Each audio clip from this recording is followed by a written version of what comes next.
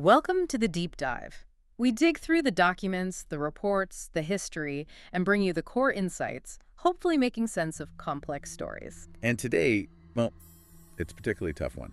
We're looking at the case of Michael S., a man whose violence spanned decades, largely because the system just kept missing the signals. Right. Our goal here isn't just to list the terrible things that happen. We're trying to trace the specific pattern, Yeah, The control, the financial hooks, the escalating violence. exactly. How did this cycle keep going for over 20 years? He kept slipping through the cracks, even though looking back, the trail of danger seems so obvious. Okay, so let's unpack that picture the sources give us. Michael S., he wasn't your typical charming predator, was he? No, not at all. Described as overweight, balding, kind of loud, abrasive even, but he had this knack for finding women at their most vulnerable moments. And offering them the supposed lifeline, a job, money, a roof over their head. Yeah, but it was always a trap, carefully built. It wasn't charisma doing the work, it was economics, psychology. He had access to family money, drove a nice car. And crucially, the family-owned property, multiple places in Crayfeld. That was the key. He could offer real, tangible security apartments, jobs at the family hotel, things these women desperately needed at that specific point in their lives. It's stability used as a weapon, really. All for control, for validation he clearly didn't have otherwise. And this decades-long thing, it all leads to the final chilling case of Anna S. And that ending, well, it had something particularly disturbing. We found out Michael S. wasn't just committing these acts. He was documenting them. Documenting. Making videos, Yeah. including footage of himself next to the victim's body, apparently watching them back later. Finding pleasure, it seems, in reliving that final act of dominance. Wow. That need to document, to relive it, that tells you something about the narcissism involved, doesn't it? It really does. But to grasp how he got so confident, thinking he could get away with it, we need to go right back to the beginning, 1997. Christine. Okay, section 1, the dark origin. Christine, 1997. Right. So Christine was 22, Michael S. was 24.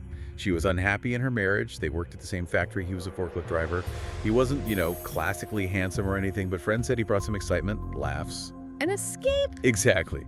Things started pretty wildly in 97. Lots of partying, clubbing. They seemed inseparable for a while. And then she makes the big move, leaves her husband, moves into an apartment in Michael's mother's hotel complex in Crayfield. And that's when the fun facade just crumbles. She basically moved right into the center of his world, and that world was, well, dominated by his mother. This mother relationship, it seems critical throughout. Oh, absolutely. Sources mention this really unnerving closeness, calling her multiple times a day, never ever defying her. It suggests, a lack of independence, a big red flag. And the mother had demands. Right, this grandchild obsession. Yes. Michael was fixated on giving his mother a grandchild. That was a huge pressure point. But Christine, she was described as strong-willed, independent. She wasn't going to just fall in line. So she clashed with the mother's meddling. Immediately. Constant tension, arguments. And then came the signal that things were getting really dark. Her dog. The dog incident. She'd brought her dog with her to the apartment. Yeah, her beloved dog. One day, just vanished. Michael gave this weird, casual explanation. Said he took it to a friend. But Christine didn't buy it. Not for a second. She searched everywhere. Local rescues, shelters tried tracking down this supposed friend. Nothing. She just knew intuitively that he'd done something awful to the dog as an act of control. Calculated cruelty. And that was it for her? That was the final straw. She ended the affair right then and there. Went back to her husband, who actually took her back. She must have thought she'd escaped. But Michael S. wasn't the type to handle rejection. Not even close. For him, it wasn't just a breakup. It was a fundamental challenge to his control, his ego. And his response was immediate and terrifying. The attempted murder. The brakes. Months later, August 19th, 1997, she's driving to work, and her brakes just completely fail. Pure luck, she managed to steer into a garage. And the mechanics found There's something chilling. The brake fluid hadn't leaked. It had been replaced with water. A deliberate, sophisticated attempt on her life. She knew it was him. Instantly, she went straight to the police, reported him, gave them the mechanic's findings, but instead of stopping him, it just enraged him further. And the stalking started. Relentless. He was constantly outside her home, her workplace. A menacing presence. She ended up having to transfer jobs to a sister factory, just trying to get away from him, trying to rebuild her life. Yeah, but he found her again. He did. October 2nd, 1998. Christine and her husband had been out for the night, Came home, everything seemed fine. Then, hours later, around 6 a.m., Michael S. attacked. And this is where that neighbor comes in. Heard the scream. Yeah, a neighbor below heard a terrifying scream. No, stop! And this is just heartbreaking. They dismissed it. Dismissed it as rough intimacy. Rolled over, went back to sleep, didn't call the police. They were literally listening to her murder unfold. That assumption, it cost Christine her life. The attack itself, the reports are brutal. Staggering brutality. He'd broken in, was lying in wait. They found her on the bed, 126 stab wounds, eyes, head, torso. The rage was so intense the knife went through her body, through the mattress, stuck in the floorboards below. And her throat was slit. Yes, a final deliberate act. The evidence pointed straight at him. Pretty quickly. Glue fibers from his underwear were found on her pillow. He was arrested. Eventually, he admitted being there that night, but he never admitted to the killing itself. Okay, and this leads to the first major baffling failure of the justice system, the verdict. Right. February 1999. Despite the stalking, the brake sabotage attempt, the sheer unbelievable violence of 126 wounds, he's convicted of manslaughter, Totschlag in German law. Not Mord, not premeditated murder. Just 11 years. How? How is that possible? It's a crucial distinction in German law. Mord often requires proving specific base motives or extreme cruelty or premeditation in a very particular way. The sources suggest because Michael stayed completely silent during the trial. He didn't give them a motive to work with. Exactly. He refused to confess or explain anything. So the prosecution apparently couldn't meet the high legal bar for Mord. They ended up framing it as perhaps a crime of sudden rage or passion, which fits manslaughter better legally speaking, even with all the prior evidence. It's astounding. He showed no remorse, right? Appeals for early release denied. None whatsoever. Stayed silent, appeals denied. But that lenient sentence basically put an end date on his incarceration. It guarantees he'd be back out in just over a decade, perfectly positioned to start the cycle all over again. Which brings us to section 2, release, repetition, and the failure to believe. Sissy. And that's precisely what happened. October 2009, Michael S. is released. He's 36. Spends 3 years living quietly, apparently, with his mother while on probation. But the moment that probation ends, the pattern starts right back up. He begins visiting street workers, and then he meets Sissy. And the dynamic shifts quickly with her. Yeah, it moves beyond just a client thing almost immediately. He starts confiding in her, asking personal questions. And then comes the familiar bait. The job offer, the stability. The apprenticeship at his mother's hotel, financial security, a way out. He used that promise to try and shift the relationship, make it romantic, gain control. It's his go-to move, offer stability, demand control. Textbook Michael S. Sissy, though. She sensed things were getting too intense. She felt overwhelmed. So she came up with a kind of safety mechanism. The lie about having a son. Yeah. She told him she had a young son at home. It gave her a solid, undeniable reason to leave whenever he became too demanding or controlling. An excuse he couldn't really argue with. Until he found out it was a lie. And that lie becomes the trigger for the next attack. Valentine's Day, 2013. He cooks dinner. Seems fine. But when Sissy goes to the bathroom, he's waiting. He'd found out about the son lie. And that perceived betrayal, that loss of his narrative control, it just set him off. And the attack was brutal. Horrific. Prolonged torture. The sources detail him hitting her head with a wrench, blinding her with pepper spray, using a stun gun on her repeatedly. It went on for nearly half an hour. Sissy genuinely thought she was going to die, just like Christine. But she managed to talk her way out of it, which is incredible. Incredibly resourceful. She realized fighting him physically was impossible, so she shifted tactics, played on his narcissism, his need for control. She apologized. Yeah, apologized for the lie, convinced him she understood why he was angry, promised things could go back to normal, that she'd be loyal. If he just let her go right then. She gave him back the feeling of control. Exactly. He didn't want a dead body, not really. He wanted submission, compliance.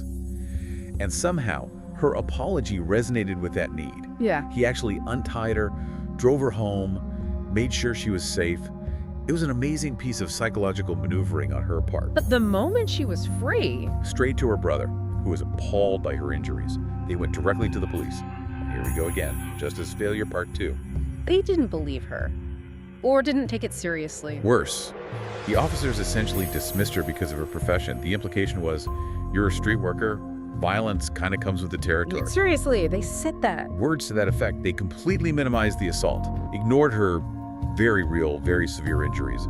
The investigation basically stalled before it even started. Yeah. And Michael S., a convicted killer who just tortured someone, walked free again. And that failure just greenlit the next escalation, didn't it? Directly.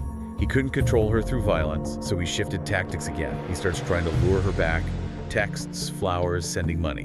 Then, when that doesn't work, he decides to outsource the violence. The contract murder plot. Sissy gets this anonymous text message. Your life is in danger. The sender claims Michael S. offered them 5,000 euros to abduct her. She must have been terrified. Did she believe it? She was terrified, but also skeptical maybe. Especially after the police response. She demanded proof from this anonymous texter. And they provided it. In the most damning way possible. Yeah. A photograph of Michael S.'s own handwritten instructions. The note had Sissy's exact movements, her home address, and the specific warehouse where he planned to take over from the supposed kidnapper and kill her himself. Handwritten instructions. You can't get much clearer than that. Finally, the police had something they couldn't ignore. Michael S. was arrested for attempted contract murder.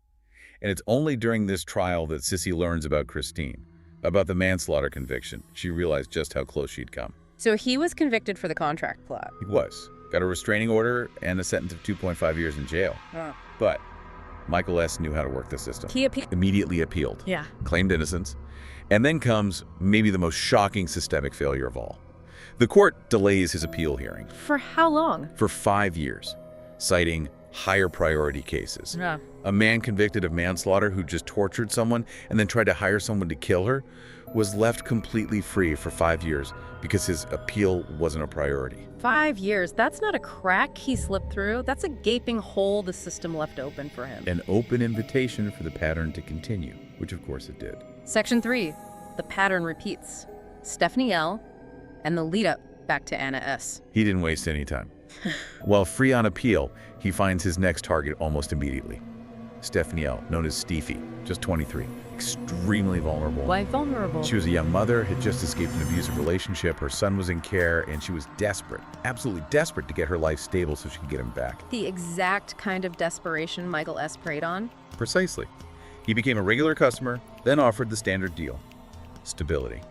A place to stay this time, the top floor flat in his mother's apartment building, right above where he lived. An apprenticeship. Money. A new life. The whole package. And Stephie, needing that stability for her son, she took it. She did. Sources mentioned she even posted online about feeling hopeful again, about this chance for a fresh start. She had no idea his goal wasn't help, it was ownership. That need to possess these women, validate himself, and that obsession with the grandchild his mother wanted. It all ties together. He didn't want a partner. He wanted someone dependent, someone he controlled utterly, and the trigger for violence against Stephie. It shows how fragile his control really was. What happened? She asked to borrow 20 euro, a tiny amount. But for him, it was a challenge, a sign of independence he couldn't tolerate. He just erupted. And he assaulted her. Terrorized her. She later reported to a friend and then to the police. Said he forced his way into her flat, beat her, tortured her, forced himself on her. She went to the police. That took incredible courage, given her situation. It really did. Yeah. But then, justice failure, part 3. The police logged the report. Rape, assault. But despite Michael's documented history, Christine, Sissy, the contract plot, the appeal pending, they did not arrest him immediately. They left him living right downstairs from her after she accused him of rape. In the same building. It's unbelievable. Yeah. And then the manipulation escalated. His mother got involved directly. Your mother sent her a letter. Yes. A letter essentially demanding Stephie retract her police statement if she wanted to keep her apartment and the promised job. A direct threat, leveraging her housing, her hope for getting her son back, against seeking justice. And the quote from that letter. Chilling. We are peaceful people who simply want a peaceful life. Basically saying, our peace matters more than your safety or the truth. What happened to Stephie after that? Shortly after receiving that letter, she vanished. Her friend couldn't reach her. A few days later, she was found dead in her apartment. Dead. Toxicology reports apparently suggested an overdose. Heavy substances. But, given the timing, the threat from the mother, Michael living downstairs, his history. It wasn't treated as suspicious. Shockingly, no. Her death was not treated as a criminal investigation. It seems the authorities found it easier to label it an overdose, given her vulnerability and potential past substance issues. Another convenient explanation that let Michael S. walk free. Unbelievable. The system failed her completely. And this brings us back around to Anna S. Right. Remember, Anna had broken up with Michael about 6 months before Stephie's death. Then her apartment caught fire, killing her dogs. She strongly suspected Michael did it arson as a terror tactic to get her back. And he was trying hard to reconcile. Relentlessly. Sending money, promising a new car, even bought her a new dog, trying to paper over the trauma with gifts. But Anna, thankfully, wasn't falling for it. She refused his attempts, tried to cut him off. Which, knowing his pattern, would have infuriated him. Exactly. Her resistance forced him to devise his most elaborate, most complex manipulation yet, playing directly on her biggest dreams. Okay, Section 4. The Final Deception. Anna S., 2019. This was the plan involving the fake aunt. Michael concocted this whole story about a fictional, incredibly wealthy, very generous aunt living overseas. And he encouraged Anna to connect with this aunt. Yeah, told her to reach out, to share her dreams. Anna, maybe seeing a glimmer of hope, did. She told the aunt about wanting to open a daycare center, wanting her own home, a family. And the aunt responded? Oh, warmly. Played the part perfectly. And then came the master stroke of the manipulation. A check arrived. A real check. It looked real, for an absolutely staggering amount. $754,000. Anna must have been ecstatic, thought her life was finally changing, but it was all fake.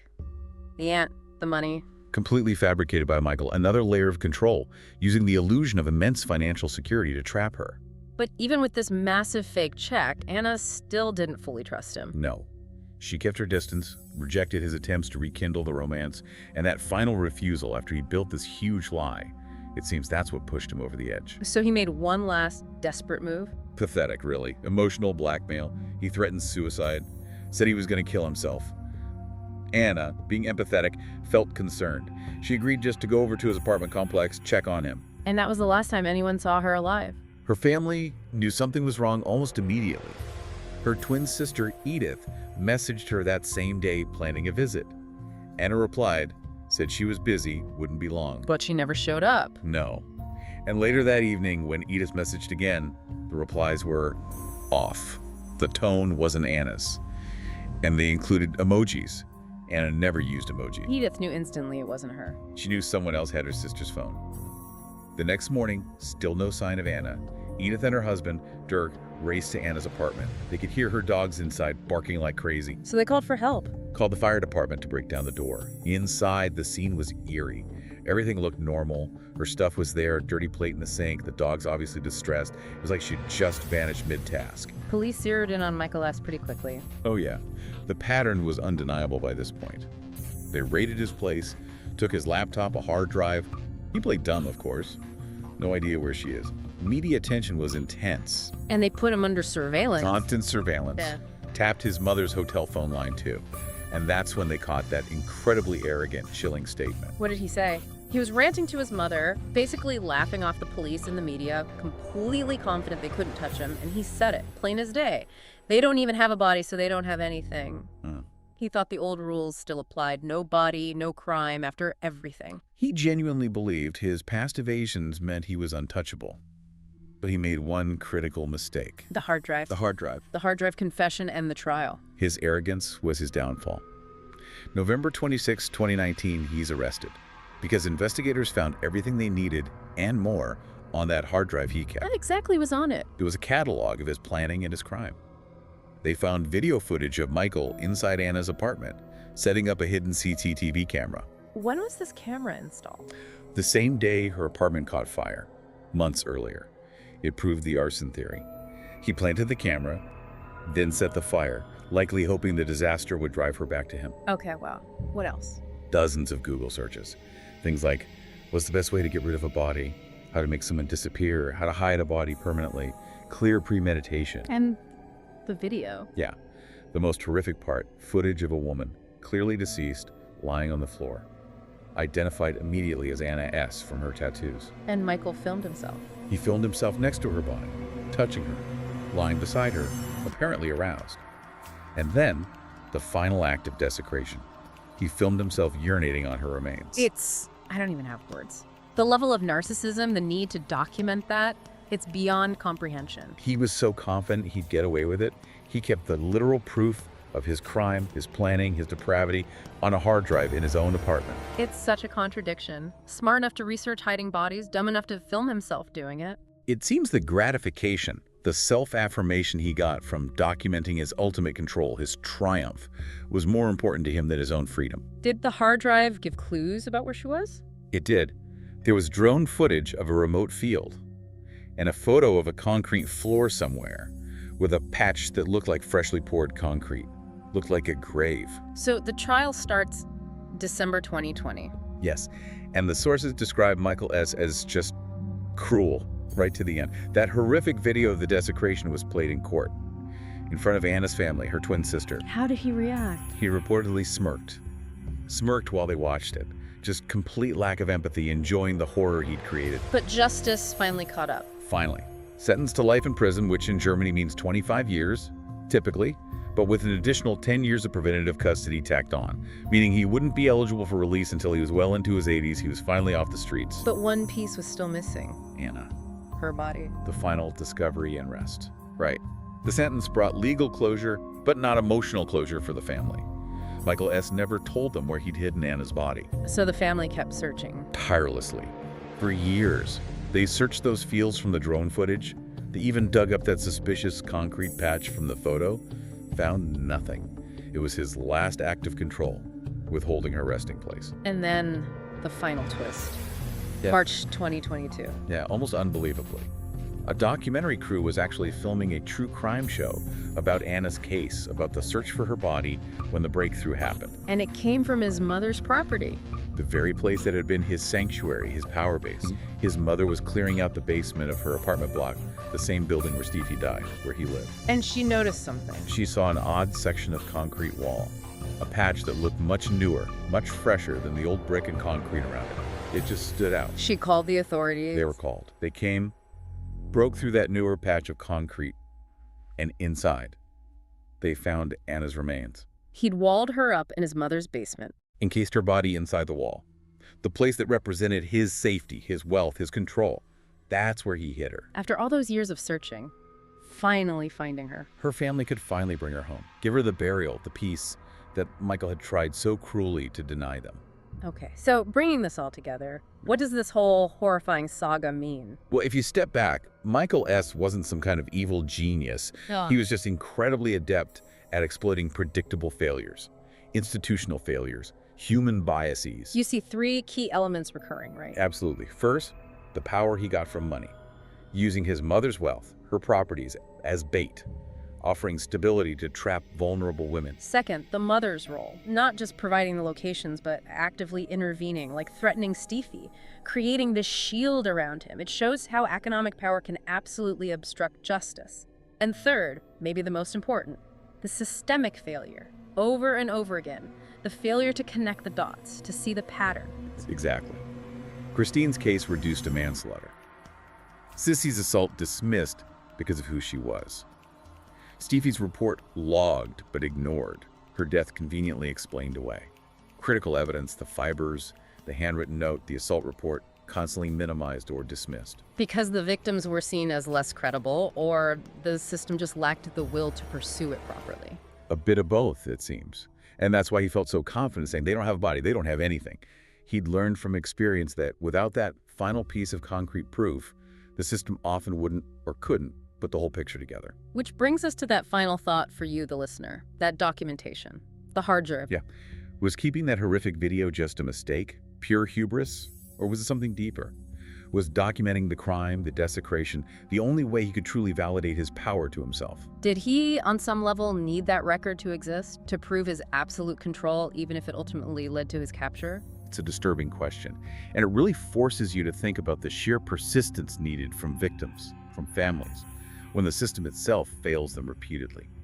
Anna's family, Christine's family, they had to fight for years against assumptions, legal loopholes, sheer negligence. That fight for truth, for memory, sometimes that's the only thing that breaks these cycles of evasion. It's a truly sobering look at what happens when societal bias meets legal gaps. It creates the perfect storm for predators like Michael S. to operate, hidden in plain sight for far too long. A deep dive into the terrible cost of looking away. Thank you for joining us. Thank you.